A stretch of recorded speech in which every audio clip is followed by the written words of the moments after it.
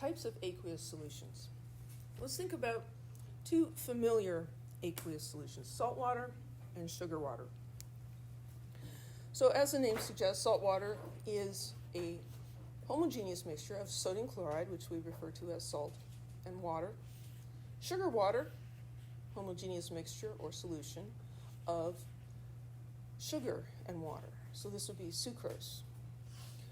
If you imagine making one of these solutions, you take a teaspoon of sugar and you put it in a glass of water and you stir it, and it seems like the sugar disappears.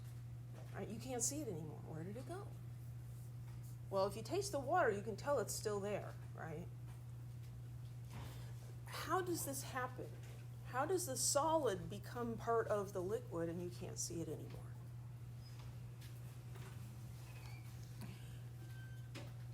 When a solute dissolves, there is competition between different attractive forces. So there are forces of attraction between, say, the sugar molecules, which is why it's a solid at all. If the sugar molecules were not attracted to each other, it would fly apart and be a gas. So there's attraction between those molecules. There are attractions between the water molecules and the solute, between the water and the sugar. And there's also forces of attraction between the solvent molecules. So those are the, what I wanted to do.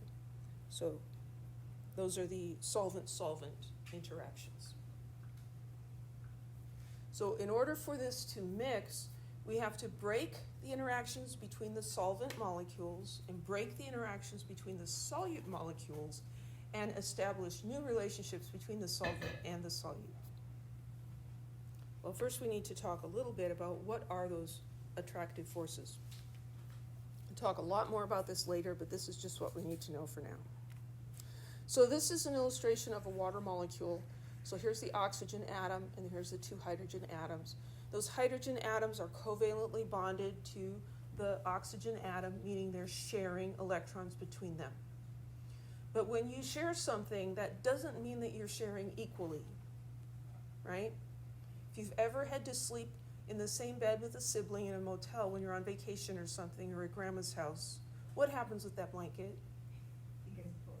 Somebody is going to hog the blanket, right? It's never shared equally, right?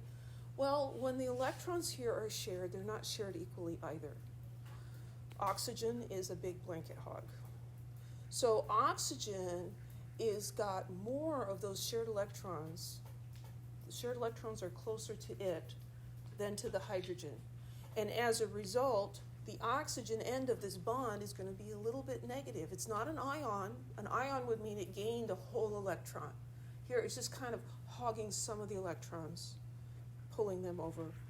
So we talk about the electron density has shifted. So this end is a little bit negative, and the hydrogen end is a little bit positive. You can see it's blue there because he's out in the cold because oxygen has the blanket. And the other hydrogen-oxygen bond is doing the same thing. So as a result of this, one end of the water molecule is a little bit negative and one end is a little bit positive. And we indicate that with this funny little symbol that is a Greek delta, lowercase delta, which kind of looks like a D, lowercase d, is kind of slumped over because it's really down. Bad posture. It's a D. So that means partial charge. So what happens, say with the sodium chloride, the negative end of the water molecule is going to be attracted to the positive ion, the sodium ion. And the positive end of the water molecule is going to be attracted to the anion, the chloride ion. Okay? And so the sodium ion and the chloride ion are very much attracted to each other because opposites attract, right? And so in order for this to become a solution, we have to get the sodium ion and the chloride ion away from each other, and we basically have to replace that attraction with some other kind of attraction. So that's what the water molecule is going to do. But the water molecule doesn't have a full -1 charge to offer the sodium. So what happens is a bunch of water molecules are going to come around the sodium atom. And so you put all of these partial charges together, and they're going to add up to -1 and replace the attraction it had for the chloride. And over here is the chloride ion, and the positive ends of the water molecules are going to surround this one and replace that attraction it had for the positive ion. So I'll try this analogy again. Kind of went over it well yesterday. You know the story of Pinocchio? So he was a puppet, right? And he got to be a boy, but then if he lied, his nose grew, and his friends, at least in the Disney movie, you know, the friends, this group of kids, you know, like, oh, come off with us. And he was so happy to be a boy, and he wanted to be part of that, and he goes off and he does bad things, right? So this is like the sodium ion is getting lured off by a bunch of bad influences to go off and do things. Maybe that he shouldn't, I don't know. And this chloride ion is also going to get lured off. It's better than my other analogy, which involved luring children away with candy. I like Pinocchio better. So any questions about that? So we end up with this sodium ion that now can move around, because it's like in this, you know, surrounded with water, like almost like a bubble. And we've got a chloride ion that can also move. So we have charged particles that can move, and they can carry electricity. So this would be called an electrolyte. Electrolytes are substances that dissolve in water to form solutions that carry electricity. Electricity is a flow of electrons. In order for a liquid to conduct electricity, there has to be charged particles in here. So here what we've got is a light bulb and a battery, and this is hooked up to 2 electrodes here. And normally it's going to look like this because pure water doesn't conduct electricity. There's no charged particles. And so you got the battery here, and the light's not going to go on because the electricity can't jump from one of these to the next. But you pour some salt into the water, the salt dissolves, we've got sodium ions and chloride ions, and they can carry the electric current, and the light bulb goes on. If you do this with sugar, though, sugar doesn't form ions, and so it will not. Sugar and salt look very much alike, right? Have you ever mistakenly grabbed one for the other? It's not a good surprise, is it? But they look much alike. But when you put them in water like this, they behave very differently, just like they taste very differently. So all soluble ionic compounds are going to be electrolytes because they produce ions. Non-electrolytes do not conduct electricity, and this will include most molecular compounds. So things like sugar or molecular compounds will not conduct electricity. Here we're looking at how the sugar dissolves in water. And sugar does not have ions, but it also has a bunch of hydrogen-oxygen bonds, right? And hydrogen and oxygen are very consistent. They share those electrons and make a bond, but it's always shared unequally, and oxygen always hogs the electrons. So all of these hydrogens are a little bit positive, and all the oxygens are a little bit negative. And so the negative end of this water molecule is attracted to the slightly positive end of the hydrogen. And so we end up with a similar thing happening where water molecules are surrounding the oxygen and allowing it to drift around in the solution. We can't see the sugar or the salt anymore because it has now become particles the size of ions and molecules, which are too small even to deflect light. And so that's why they disappear.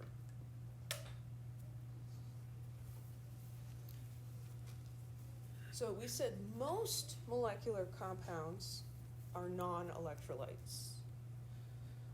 Category that is not there, it would be the acids. So acids are molecular compounds, but when you put them in water, they ionize and form ions. So they are electrolytes.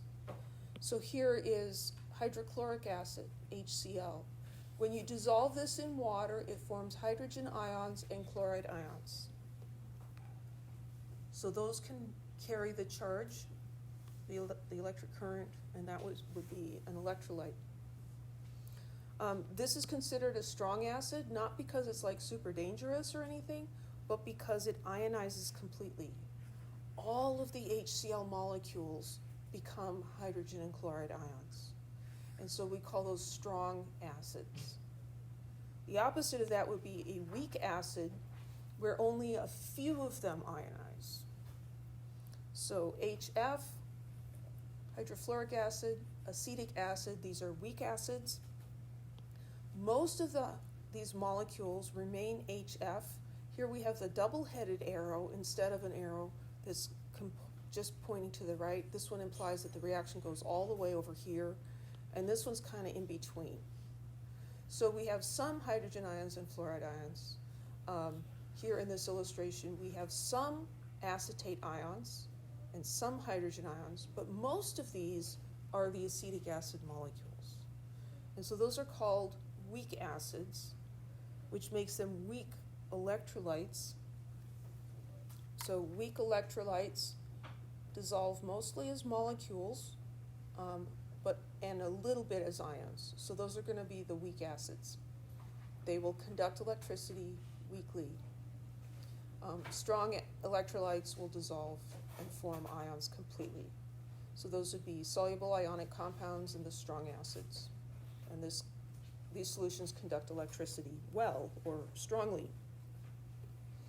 So here we have, this would be a non-electrolyte. The light bulb doesn't glow at all. This is a strong electrolyte. We get a strong light from the light bulb because the electricity flows very well. And this is a weak electrolyte because we get a weak light from the light bulb. Electricity flows, but only a little bit because there's only a few ions in the solution. Most of it's molecules that don't conduct electricity.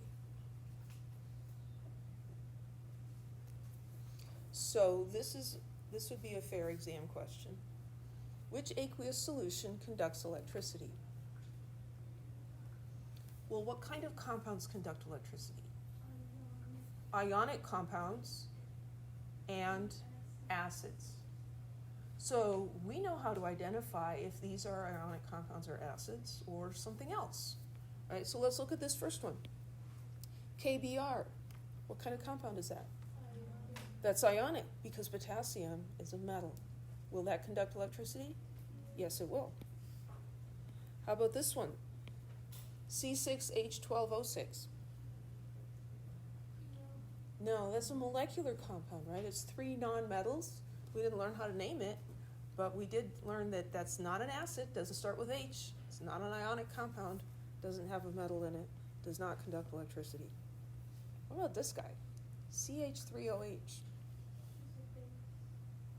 It does look a lot like a base. That's a much better answer than what I usually get. Because we see this OH, and we will learn that hydroxides are bases. This one's a little bit funny, though, because it's not a metal hydroxide. It's CH3OH. This is one of those organic compounds. This is actually methanol, and this is the alcohol group. What I don't want you to be tripped up by is this hydrogen sitting off by itself. Sometimes people will say, well, it's an acid. Well, it ends with H. In Chem 1A, acids always start with H. There are other places where they don't, but in this class, acids always start with H. So that's not an acid. It's not an ionic compound. Does it conduct electricity? No. Any questions?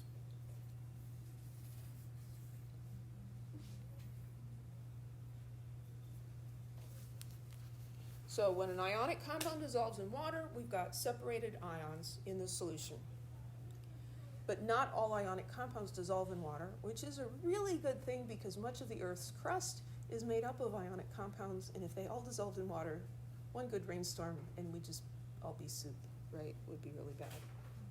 So we have 2 terms, soluble and insoluble. Soluble and not soluble. So soluble means it does dissolve in water. Insoluble means it doesn't. And here's a little piece of absolute truth.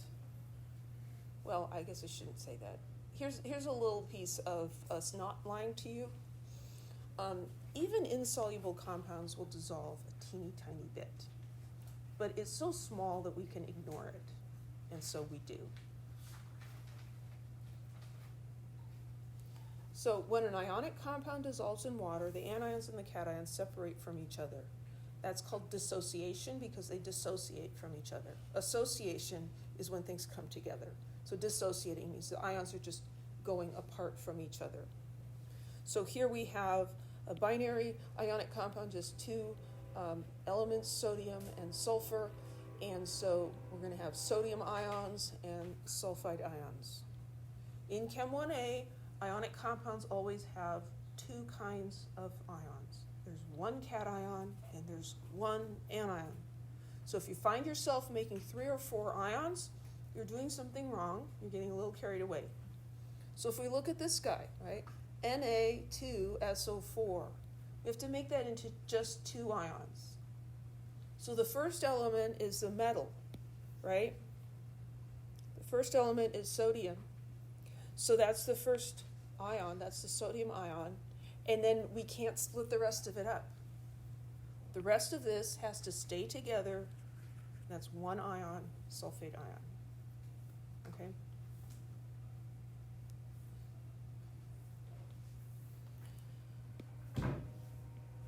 Silver nitrate will dissolve in water. So the silver ions and the nitrate ions dissociate from each other. It forms a strong electrolyte solution. Silver chloride is also an ionic compound, but it does not dissolve. It's almost completely insoluble. And so the silver ions and the chloride ions are just like, no, water, we don't want to hang out with you. We like each other better. So it's just going to stay together.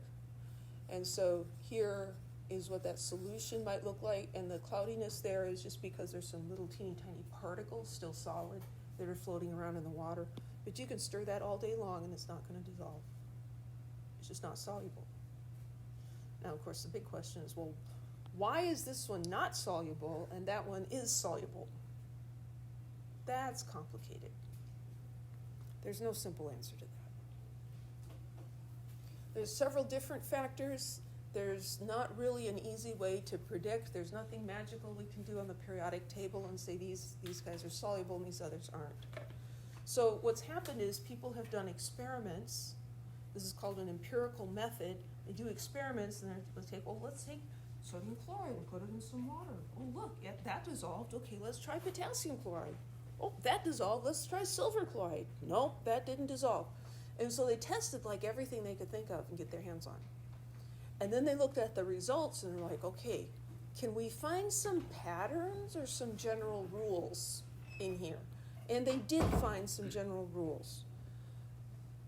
So those are the rules, at least some of them. I used to make my students memorize these. I'm not going to make you memorize them, but you do have to be able to use this table to predict whether something is soluble or not. So this is the way you do it. You just start at the top. This top part is listing compounds. It says compounds with these ions are generally soluble. And there are some exceptions, they're listed over here. So you start at the top, and let's say that we've got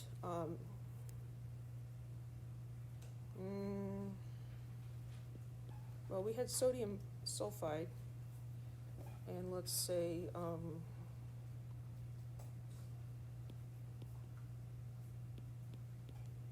iron phosphate, or maybe lead sulfate. How would we identify whether these are soluble? We're going to look for the 2 ions. So this one has sodium ion and sulfide ions. So we're going to look, in this first row, we see sodium ions. So this is the alkali metals, lithium, sodium, and potassium, and ammonium, that one weird polyatomic cation that I told you to watch out for. These guys are always soluble, no exceptions. So we found sodium. Sodium soluble, no exceptions. So this one is soluble, and so if we were writing its state symbol, we'd say it's aqueous, because it does dissolve in water. And then we don't have to do any more looking. We're done. You just look through that list from top to bottom until you find one of the ions. So let's look at this one, FePO4. So we start up here, no Fe, no PO4, blah, blah, blah, blah, blah, blah, blah. We're getting all the way down here. So there's phosphate. This is in the group that's generally insoluble. So this is probably insoluble, but let's check the exceptions. Well, the exceptions are lithium, sodium, potassium, ammonium. Well, that's those guys. So what I think is kind of dumb about this is with these exceptions, a lot of this we could just erase if we always start at the top and go down. So if we just start at the top and work our way down, we don't have to look at those at all.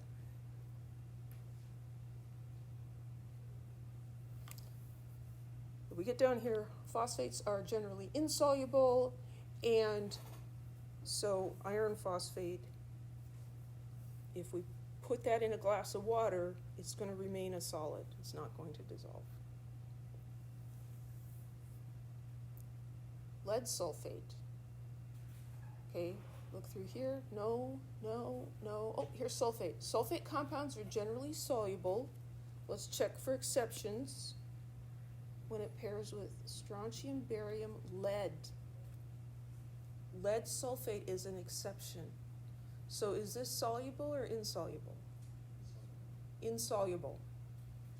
And so writing the state symbol here, we would say S for solid. The S here does not stand for soluble. S for solid. Okay, so let's do some more examples. So given that table, you should be able to do these things. Predict whether each is soluble or insoluble. So nickel sulfide. So we're going to go looking for nickel. Here we get sulfide, right? And nickel is not one of the exceptions. So that one is going to be insoluble. No, that's not what I wanted to do. What am I trying to do? There we go.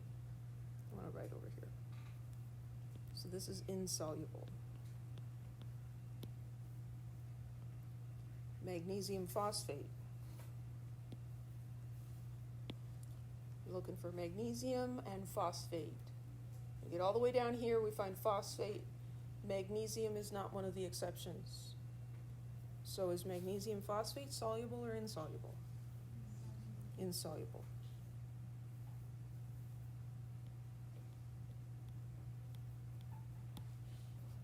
And we've got lithium carbonate.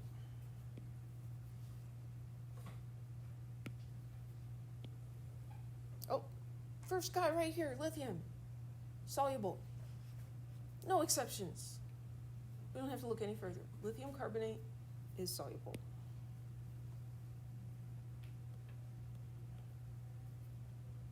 NH4Cl. So it's going to jump around again. Again, in the first line, we've got ammonium. So that's also going to be soluble. Well, you see how that works? There is a table like this on the green card. It's got extra stuff on it. This table from your book is all you need to answer the questions in this class. So I would encourage you to just stick to that table.